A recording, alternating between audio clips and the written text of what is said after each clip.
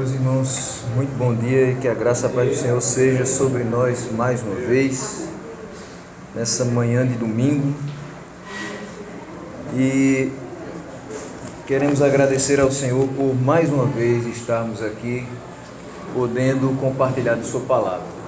Assim como foi já dito ontem e hoje também, o tema, o poder do Evangelho.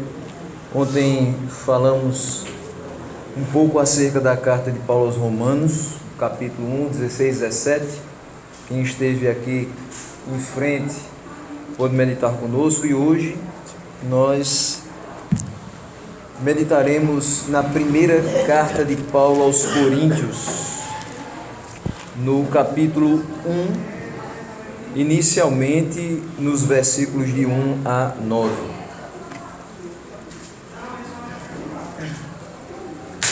Primeira carta de Paulo aos Coríntios, capítulo 1, versículo 1 até o versículo 9.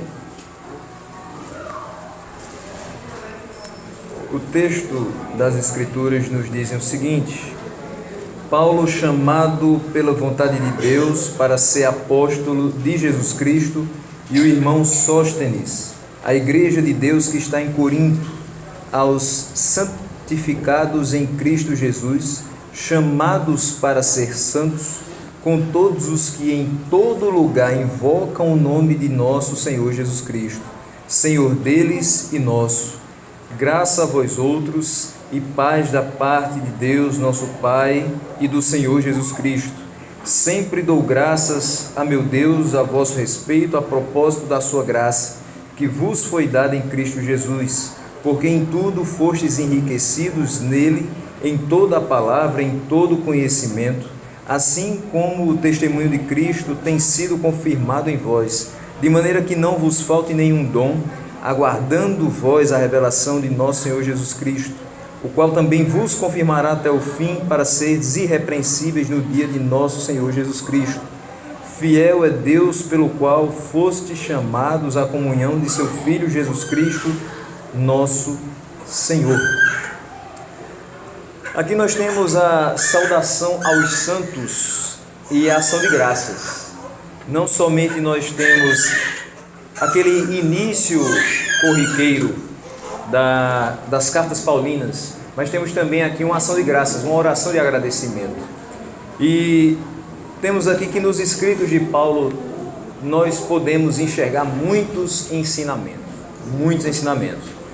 Mas esses ensinamentos não são fruto do intelecto de Paulo. Esses ensinamentos não são fruto simplesmente da sua preparação dia após dia nas Escrituras, mas são reflexo de uma vida transformada para o serviço do Senhor. Ele foi chamado para ser apóstolo, para ser mensageiro, para ser embaixador de Cristo Jesus. Como assim nós somos chamados a testemunhar dele em todos os ambientes nos quais nós estamos inseridos.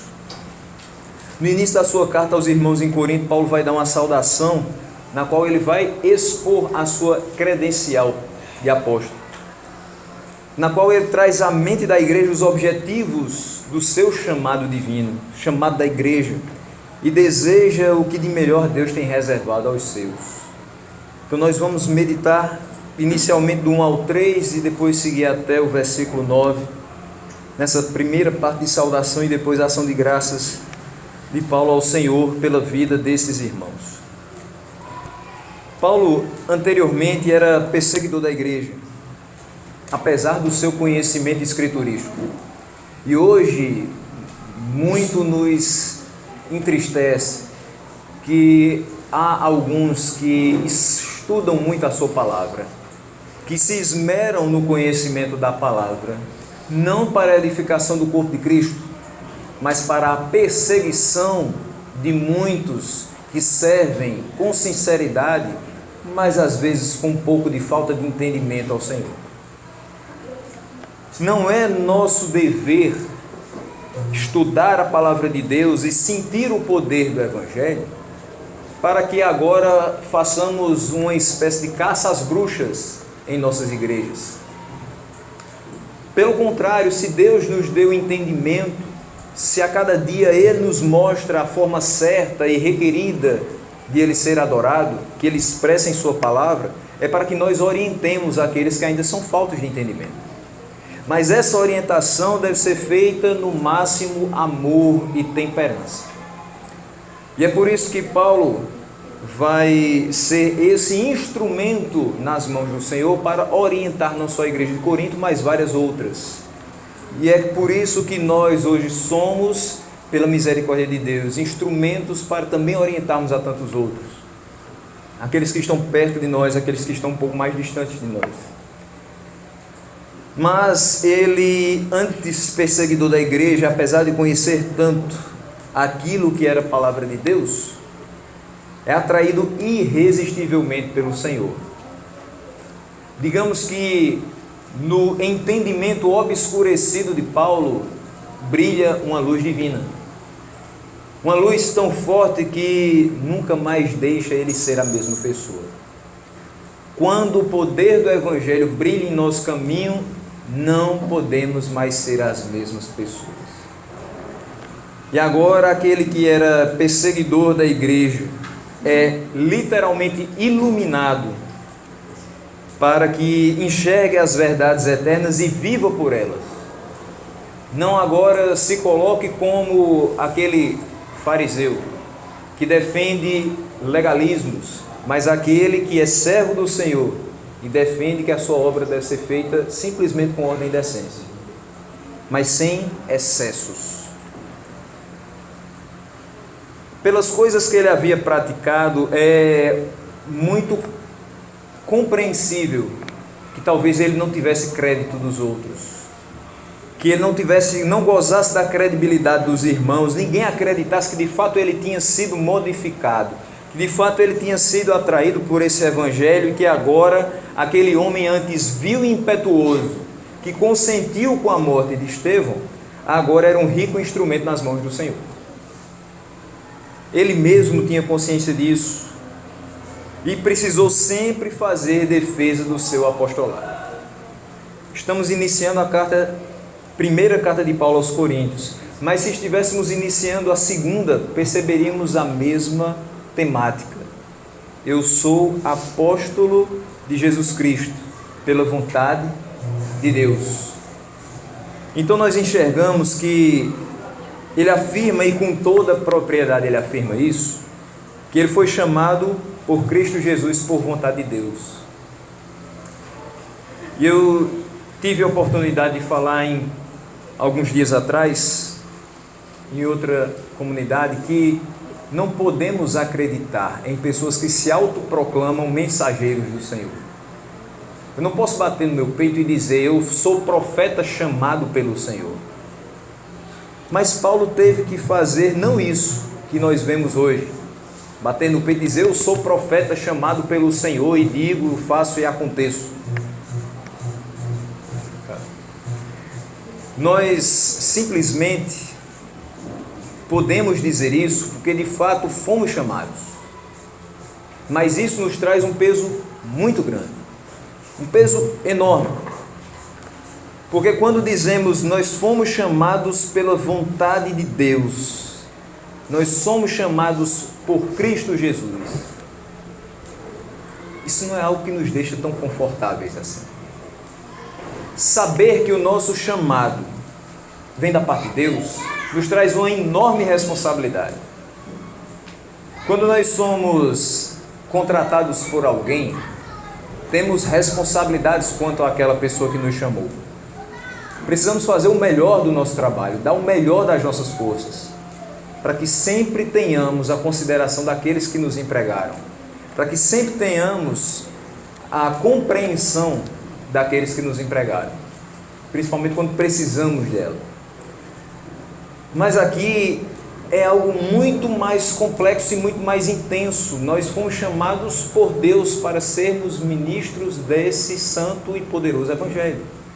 Então não simplesmente eu vou dar o meu melhor ainda é o mínimo, quando percebemos o que deve ser envolvido na transmissão dessa palavra. Ainda que eu faça o máximo das minhas forças, ainda não serei digno de ser chamado apóstolo de Cristo.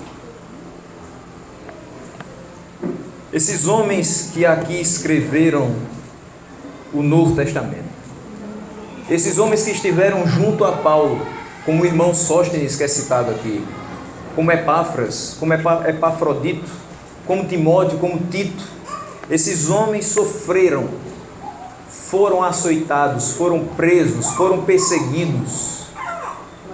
Nem de longe nós passamos a mesma coisa.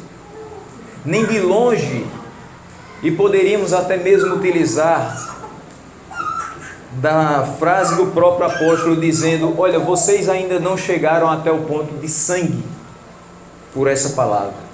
Nós não chegamos ao ponto de dizer: Senhor, nossa carne dói em favor do Evangelho. Ainda estamos bem distantes da realidade desses homens.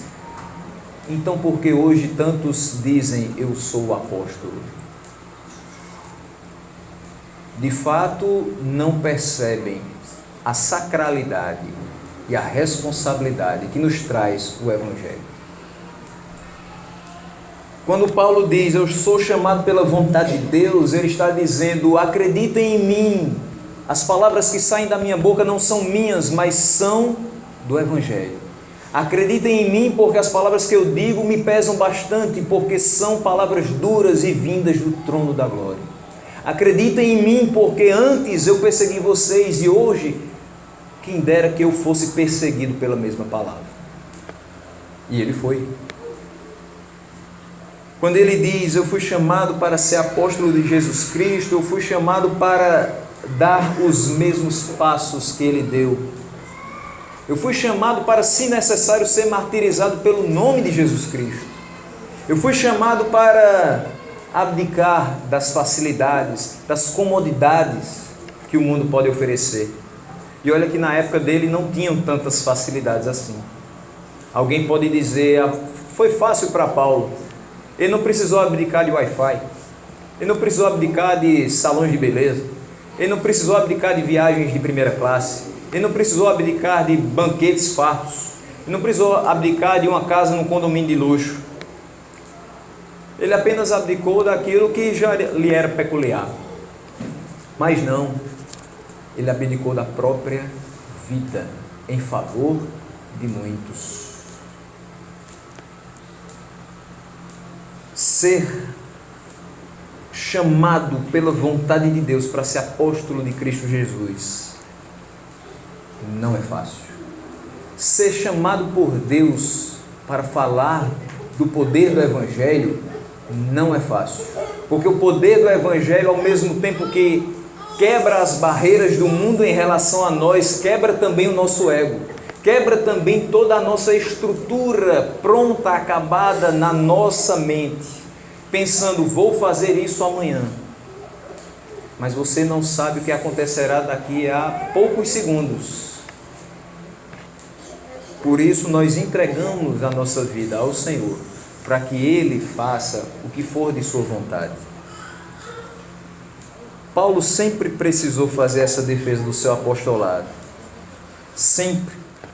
E se pensarmos no que aconteceu nas nossas vidas, nós vamos perceber que o mesmo Evangelho poderoso que atuou na vida de Paulo, atuou também nas nossas. Por mais que você diga: eu já nasci num lar cristão. Por mais que você diga: eu sempre estive na igreja.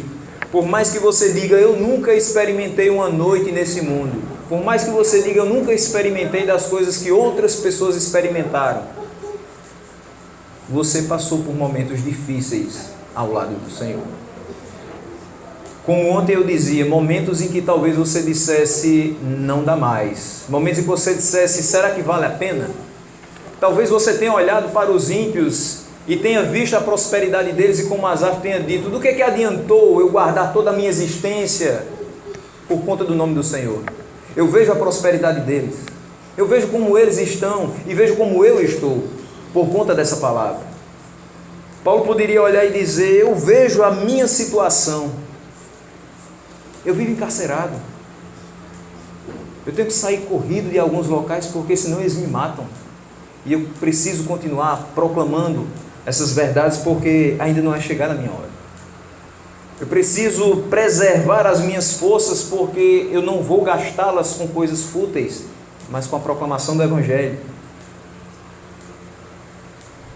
Talvez tenha passado na nossa mente as mesmas questões, os mesmos anseios de ter uma vida muito mais tranquila, porque afinal de contas, nós ouvimos e ouvimos muitas vezes que se nós viéssemos para Cristo, o nosso fardo seria mais leve, o nosso jugo seria mais suave, a nossa vida seria outra.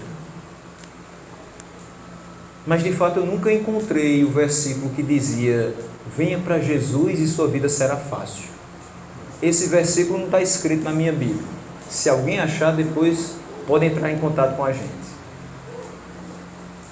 Nós encontramos que a vida para o Senhor, a vida vivida no poder do Evangelho, é de dificuldades, é de espinhos, é de pedras, e às vezes pedras que não estão apenas machucando os nossos pés, podem machucar o nosso corpo, lançadas por pessoas de dentro e de fora.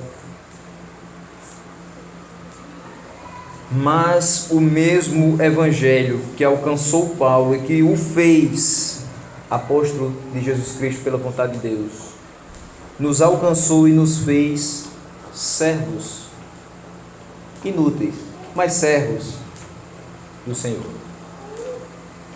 Servos com inúmeras fragilidades, mas ainda assim servos do Senhor. Filhos às vezes desobedientes, mas filhos do Senhor.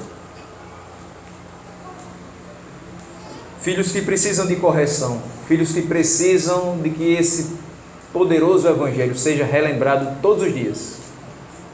Se todos os dias abríssemos as portas da igreja e pregássemos a mesma coisa, o Evangelho, precisaríamos fazer mais uma vez, e mais uma vez, e mais uma vez, porque eu nunca vi um povo mais esquecido do que o povo crente, que foi alcançado pelo Evangelho, que é ensinado que deve viver pelo Evangelho, e ainda assim não faz, mas precisa ser relembrado, mais uma vez, e relembrado para que diga: eu tenho uma carteira de membro há 30 anos, que bom seria que você não tivesse a carteira de membro, mas vivesse o Evangelho durante os últimos 30 anos. Quão poderoso seria o seu testemunho de vida.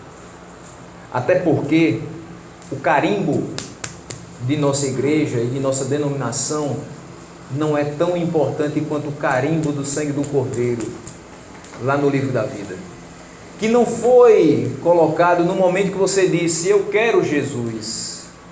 Foi colocado antes de começar esse mundo e ele dizer: eu quero você.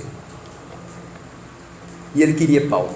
Ele queria Paulo trabalhando por ele nas trincheiras dessa batalha eterna. E ele quer cada um de nós vivendo no poder do Evangelho. Deus Pai, em sua soberana vontade, nos elegeu na eternidade, entregando as nossas vidas ao Filho, para que fossem resgatadas através do sacrifício na cruz. Nós fomos justificados por Deus pela vontade e decreto eternos. Juntamente com ele escreve o irmão Sóstenes, um dos fiéis colaboradores do apóstolo. O poder do Evangelho une cabeças totalmente diferentes, com históricos de vida totalmente diferentes, mas movidos pelo mesmo Espírito.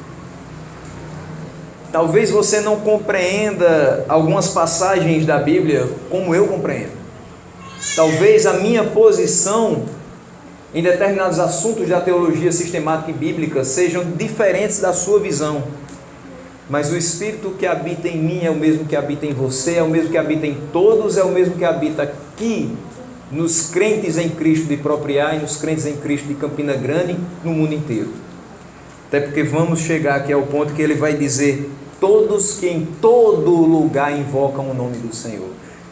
Quando a palavra fala que não há acepção de pessoas, é porque nós vamos ter povo confessando o Senhor como único e suficiente Salvador em todo lugar, de toda raça, tribo, língua e nação. Não vai haver diferenciação. Nós temos aqui um objetivo dos chamados por Deus. Nós não fomos chamados para viver de uma forma qualquer, para viver aleatoriamente. Fui salvo por Deus, agora eu vou deitar na minha rede e esperar que Ele venha. Não foi isso. Nós não fomos chamados a passar férias com Jesus. Somos chamados a passar a eternidade com Ele, mas para isso precisamos estar sempre com a base das nossas vidas, nos méritos de Cristo. E diz o texto que a carta é escrita à igreja de Deus que está em Corinto. A igreja não é minha. A igreja não é de um grupo. A igreja não é de uma cidade. A igreja não é de um estado. A igreja não é nacional. A igreja é de Deus. Se observarmos o contexto, por exemplo, inglês, nós temos uma igreja anglicana, igreja estatal, nacional, carnal. Uma igreja que não é espiritual do ponto de vista bíblico, mas uma igreja que é temporal, porque se movimenta pelas circunstâncias sociais e que exaltam mais a figura da Rainha Elizabeth do que a figura de Deus. Se dobram diante dos seus pés, estendem tapete vermelho para ela entrar e talvez Jesus sair, porque Ele não dá a sua glória a outro. Onde Ele não tem espaço, ali também Ele não atua. Ele está em todo lugar, mas Ele não é glorificado em todo lugar. Ele está em todo lugar, mas Ele não abençoa todo lugar. Ele cuida de todos, mesmo aqueles que zombam do seu nome, mas não quer dizer que Ele vai salvar todos. Aqui Paulo está falando para aqueles que foram chamados para falar no seu nome, aqueles que são cuidados pelo poder do Evangelho, que foram transformados, que proclamam a verdade do Evangelho e que fazem parte da igreja de Deus em Corinto. E ele diz mais: aos santificados em Cristo Jesus. Não só os santificados em Cristo Jesus, mas aos chamados para ser santos. Somos chamados para ser santos. E eu tenho na minha vida a oportunidade de dizer à minha turma de teologia, isso aí vai ser carregado comigo até o caixão. Minha turma de teologia, formada em 2010 e encerrada em 2013, foi colocado o nome dela Chamados para a Santidade. Um colega meu chamado Marconi, da Igreja Presbiteriana de Lagoa Seca, foi quem deu essa sugestão. E passados alguns dias nós pensávamos: que nome? Que título? Nós passamos 4 anos sentados naquelas cadeiras. Eu em função dupla, já ensinando e assistindo aulas. E dizia: nós tivemos 4 períodos de 365 dias, sendo chamados de seminaristas. E será que de 2010 a 2013 nós cumprimos o chamado para ser santos? Será que esse nome faz jus à nossa conduta durante todo esse tempo, nos corredores e nas salas desse seminário? Esse também é um grande privilégio, mas uma enorme responsabilidade. Assim como Paulo foi chamado pela vontade de Deus para ser apóstolo de Jesus Cristo, nós somos chamados para ser santos, nada menos do que isso. E se nós não percebemos ainda, nos textos que lemos, que de fato precisávamos ser santos. Veja o que é que diz o texto de Romanos 8, do 30 em diante. Ele diz assim para a gente: aqueles que de antemão conheceu, no sentido de amar, porque eu posso dizer, eu conheço meu vizinho de vista, mas eu não amo meu vizinho. No sentido de dizer, eu entrego minha vida por ele? Não. Totalmente diferente é eu dizer, eu conheço minha esposa, eu amo minha esposa. Se um carro estiver passando na rua, eu me jogo na frente dele. Só que o meu ato não dá a ela a vida eterna. O ato de Deus, pelo sacrifício do Filho, nos deu a vida eterna. Ele, de antemão, muito antes que a gente pensasse em existir, muito antes que nossos pais se conhecessem e nos produzissem, Ele já havia nos conhecido, depositado o seu amor incondicional sobre nós. E diz, também os predestinou para serem conformes à imagem de seu Filho. Se somos predestinados, destinados anteriormente à nossa vida a sermos conforme a imagem do seu Filho, não podemos viver de outro modo a não ser segundo as palavras de Jesus, ou seja, no poder do Evangelho. Aos que predestinou também chamou. Não é simplesmente um aviso na parede de nossa igreja: irmãos amados, a partir de hoje sejam santos. É uma santa convocação, é um chamado para ser santos. Eu não tenho outra opção. Nas fileiras do Exército Brasileiro, nós não somos convidados a nos alistar, é obrigatório. Nas fileiras do Exército Celestial, não somos convidados a entrar no alistamento, somos convocados a vestir a farda e sermos santos. Não só chamou, como também justificou. Chamados para ser santos, mas ainda pecadores, precisando de justificação, perdão de pecados, lavagem completa. Isso Ele também nos proveu. E aos que justificou também glorificou. Ele não só nos salvou, como também nos santifica todos os dias por meio da sua palavra. Basta lê-la, basta buscá-la. Procuramos a santificação e temos hoje muitos meios, mas não há melhor meio que a meditação na palavra. E se assim Ele fez conosco e faz conosco, uma das fundamentais marcas que somos chamados a ostentar é a santidade. Algumas características são também próprias daquele que é chamado por Deus. Mas a maior e a mais importante é a santidade. Não adianta eu dizer, eu amo meu irmão, mas eu minto para o meu filho. Você não é santo. Não adianta dizer, eu socorro os necessitados, mas de vez em quando eu falto à igreja por preguiça. Isso não é santidade. Não adianta dizer, eu sustento minha família com o suor do meu trabalho, e no seu trabalho você prejudicar outros para subir os degraus e as promoções, ganhar as promoções do seu patrão. Isso não é santidade.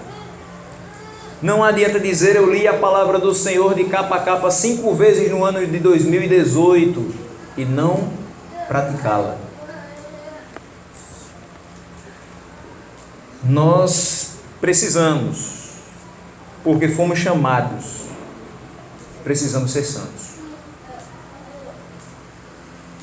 Não só nós, mas também os demais aqueles que em todo lugar invocam o nome do Senhor Jesus Cristo. E diz o texto: Senhor deles e nós. Temos, como eu falei, algumas diferenças entre nós mesmos. Somos da mesma igreja, mas temos diferenças. Às vezes, por mais que você esteja numa igreja que batiza por aspersão, você pode pensar, mas por imersão não tem problema nenhum. Qual o problema? São questões às vezes secundárias que nos prendem e nos fazem ter embates com outros irmãos. Às vezes escuto que determinadas questões parece que secundarizam a qualidade do crente. Se ele falar isso, ele não é muito meu irmão. Se ele fizer isso, eu já não fico muito junto dele. Se ele vai para tal canto, não quero me associar com ele. Nós somos chamados para ser santos junto com todos. Porque graças a Deus, quando entrarmos no céu, nos despiremos de todos os títulos, inclusive os denominacionais. Graças a Deus. O que nos salva é o sangue de Cristo, não é a carteira de membresia. O que nos salva é o sangue de Cristo, não é a filiação que nós temos com determinado grupo. Não é fazer parte da Academia Evangélica de Letras, não é fazer parte dos Gideões Internacionais. O que nos salva é sermos filhos adotivos do Senhor. O que nos salva é a fé no sacrifício que foi feito de uma vez por todas. Não só existe a nossa bandeira, não só existe a nossa placa. A única bandeira que deve ser empunhada por nós é a bandeira do Evangelho, porque esse Evangelho é poderoso. Então, nós somos chamados para ser santos e somos santificados em Cristo Jesus, juntamente com todos, em todo lugar. Precisamos dar graças a Deus pelos cristãos que estão lá do outro lado do mundo. Na China, por exemplo, na Coreia, principalmente a do norte, na Síria, na Nigéria,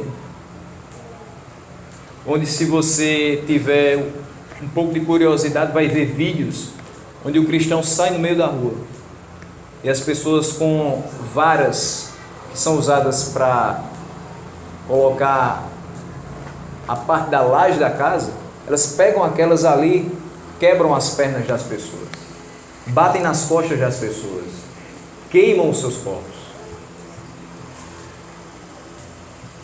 Esses são os santos que estão junto conosco numa batalha que não terá fim, apenas quando nós formos chamados para a eternidade.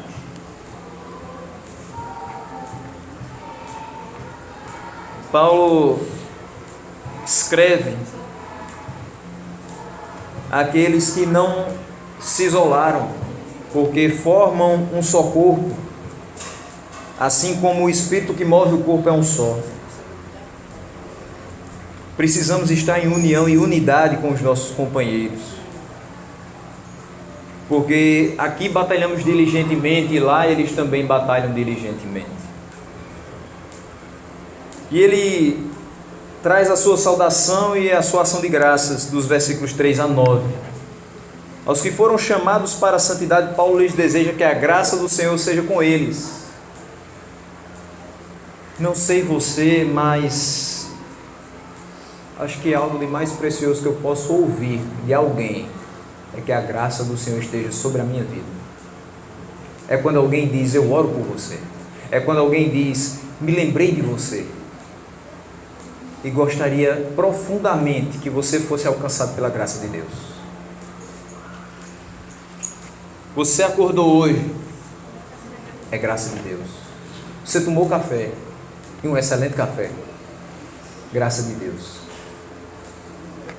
Esse templo está aberto, bem construído, bem dividido, com salas para crianças, com tudo do que ele precisa para funcionar, com um dirigente abençoado por Deus, coisa que nem todas as igrejas, nem todas as congregações dispõem hoje. Tudo isso é graça de Deus. A nossa saúde em subir mais uma vez, ficar de pé, tantos e tantos minutos que forem necessários, é graça de Deus. O fato de termos vindo durante praticamente 10 horas e voltarmos hoje ao final do dia e temos certeza que vai ser em segurança, é graça de Deus. O fato de amanhã, quando abrirmos a porta da nossa casa, estar tudo no mesmo local que deixamos, é graça de Deus. O fato de termos filhos, sobrinhos, netos e nós mesmos servindo a esse Deus é pela graça dele. O fato de termos uma igreja forte, militante, apesar de tantos desvios aí fora, é graça de Deus. Por isso, quando Paulo diz que a graça do Senhor seja convosco, o nosso coração descansa, porque se não fosse a graça, não haveria paz no nosso coração. Se não fosse a graça, não haveria vida com abundância. Se não fosse a graça, não estaríamos nem mesmo vivos, porque fomos salvos por ela. E ele diz: graça a vós outros e paz. Enxergo que a paz é produto dessa graça.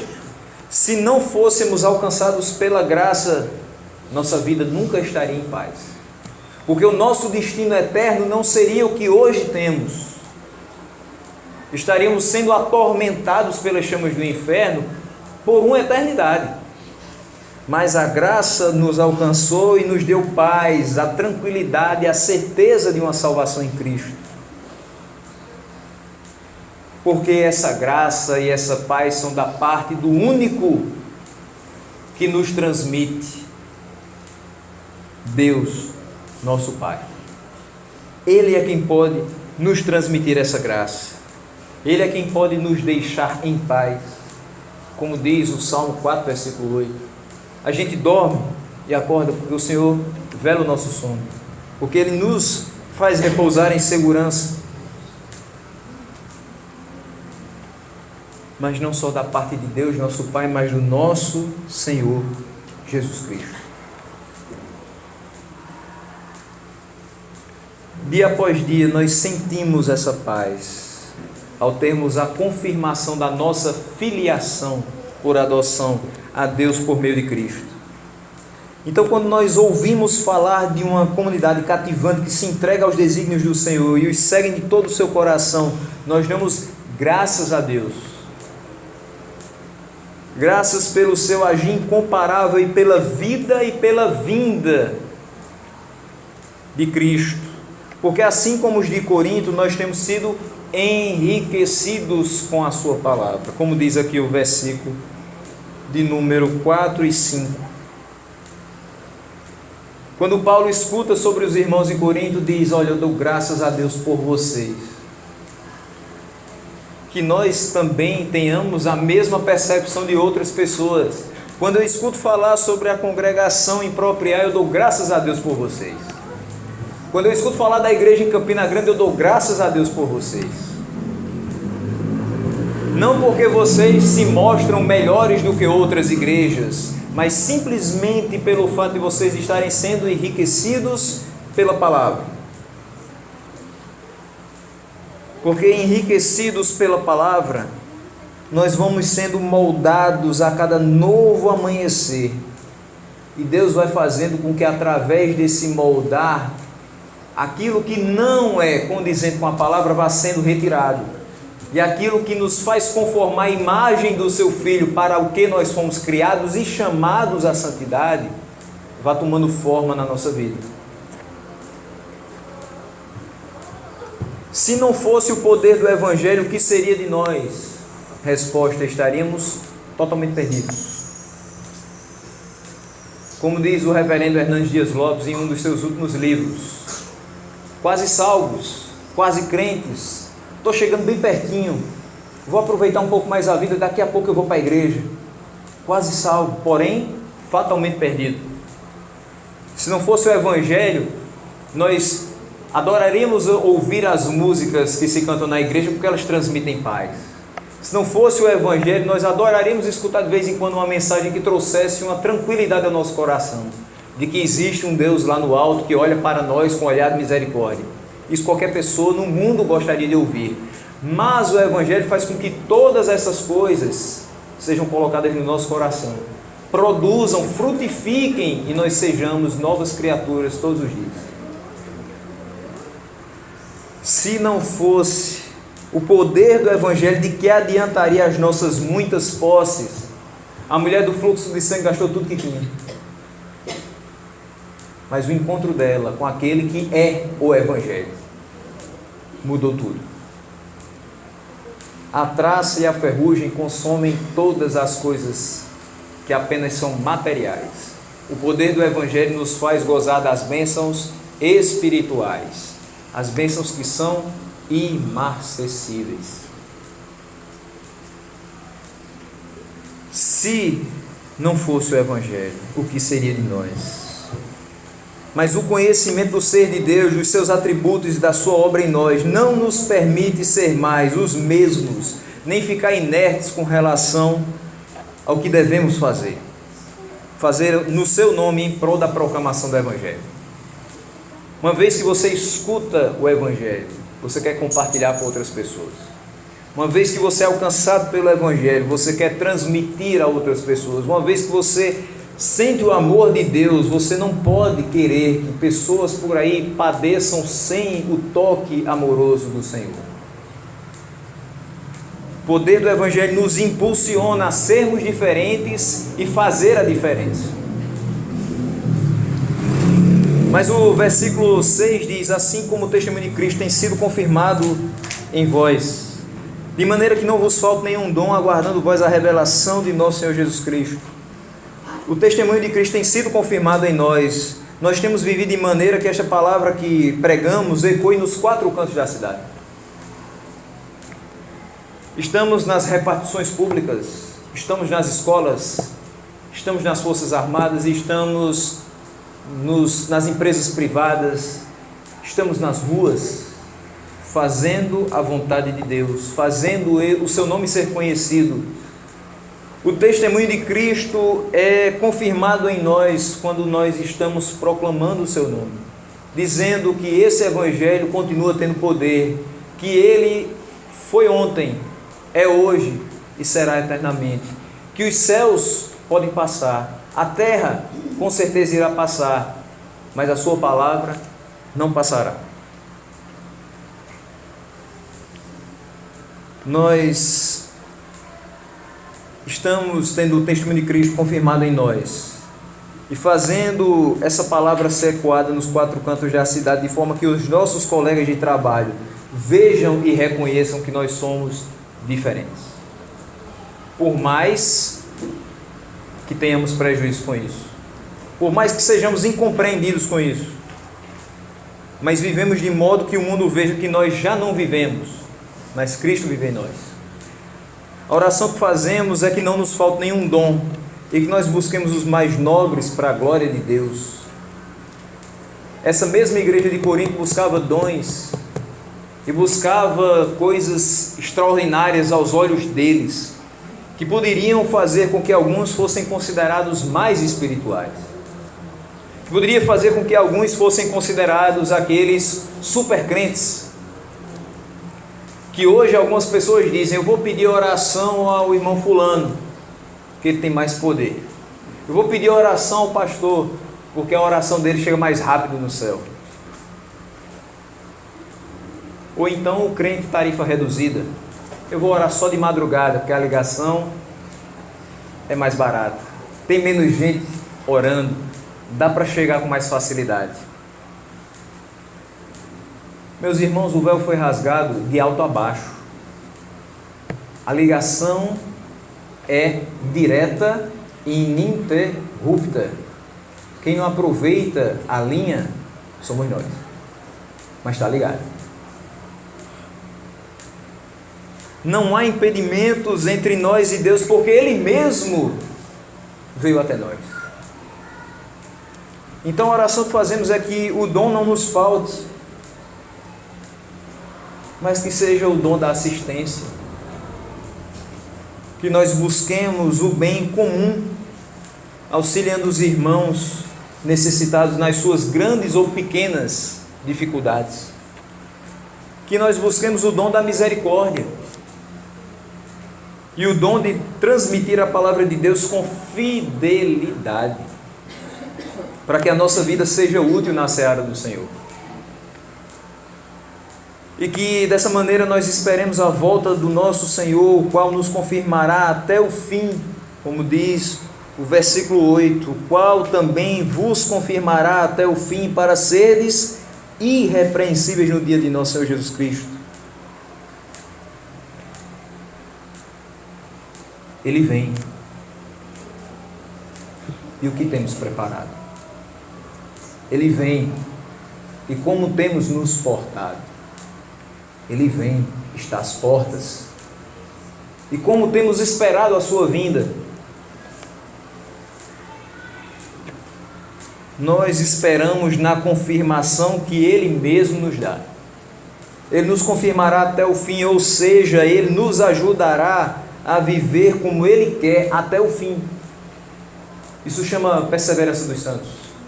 Isso não vem de nós, assim como a fé inicial é dom de Deus.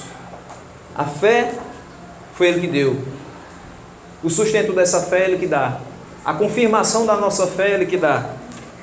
A vida eterna, que provém dessa fé, também é Ele que dá. Ele nos ajudará a viver dessa maneira até o fim, através do poder do Evangelho, que nos torna irrepreensíveis diante de Deus. Ou seja, não tem desculpa. Nós somos também indesculpáveis. Escutamos a palavra, e se escutamos apenas uma vez, ainda assim somos indesculpáveis. Mas eu não sei todo o conselho de Deus, mas você tem aqui todo o conselho de Deus. Mas nunca me pregaram sobre isso, mas você teve a oportunidade de ler. Mas eu não sou alfabetizado, alguém pode ler e você ouve. Mas existem pessoas que são cegas. Se não for cego espiritualmente, consegue enxergar leitura em braille. Mas eu não ouço. Danilo, nosso intérprete de Libras da igreja, as pessoas ouvem através dos seus gestos e ouvem a palavra de Deus. São indesculpáveis. Mas eu tenho todas as patologias possíveis, imagináveis e inimagináveis também. Na cama do hospital, sustentado por tubos, com a vida por um fio, o coração quase parando de bater, Deus ainda pode falar com você. E mesmo assim, você é indesculpável. Isso deve trazer terror ao nosso coração? Não. Pelo contrário, porque nós tivemos a condição e o privilégio da parte do Senhor de não termos nada disso e de estarmos aqui saudáveis, escutando a sua palavra. E por isso nada mais justo que Ele requeira de nós, sejam irrepreensíveis.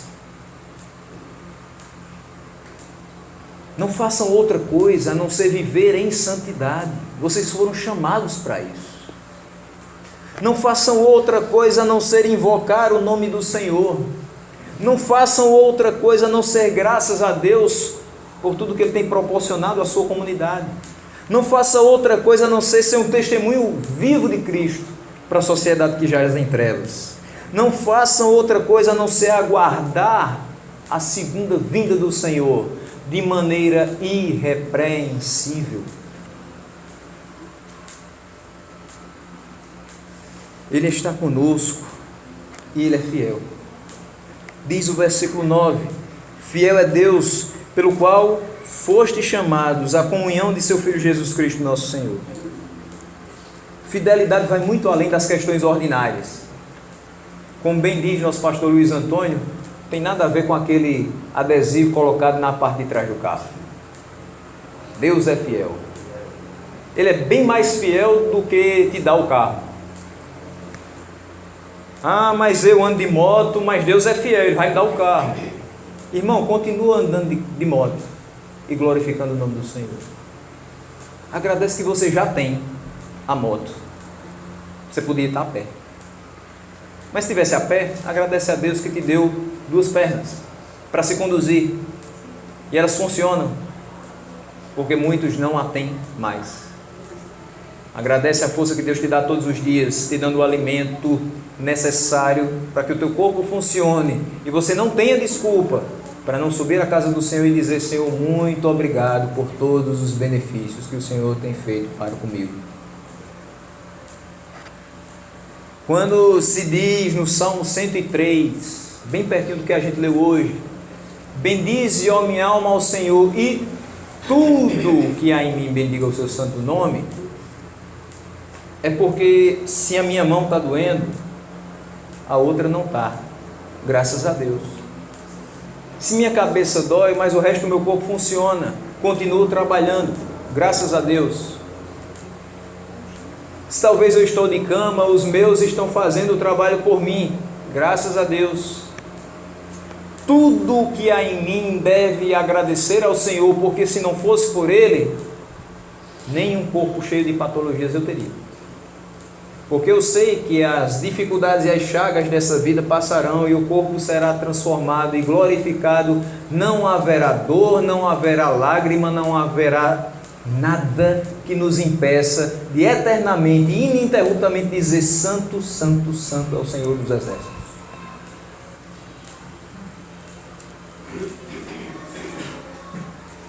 Ele não é só fiel porque não nos deixa padecer necessidades. Ele é fiel e, como diz o hino, a sua mercê nos sustenta e nos guarda do mal, todos os dias.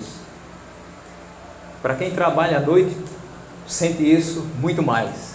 Na nossa cidade de Campina Grande, que tem ficado cada dia mais violenta, quando saímos para trabalhar à noite, agradecemos porque voltamos.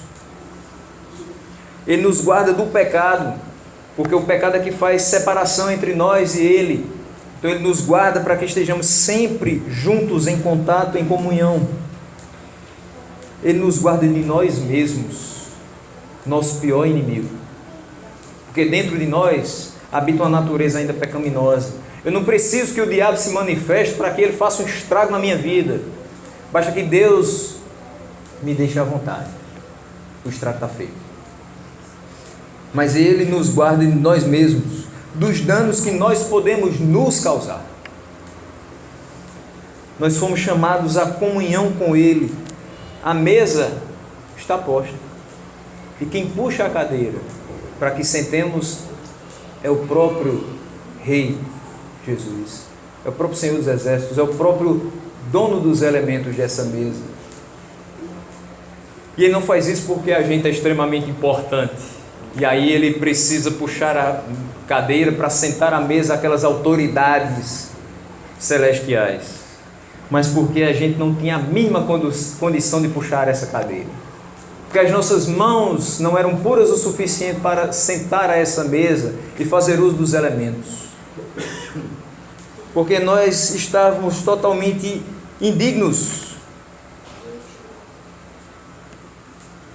Mas a sua fidelidade, a sua misericórdia e o poder do seu Evangelho se manifestaram na nossa transformação e na nossa manutenção como santos do Senhor. Santos e irrepreensíveis, podendo agora sentar-se à mesa com Ele.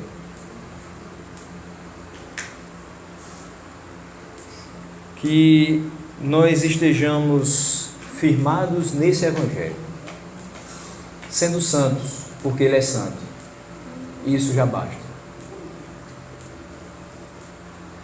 Mas sendo santos mediante a observação da palavra, que nos transmite o poder do Evangelho.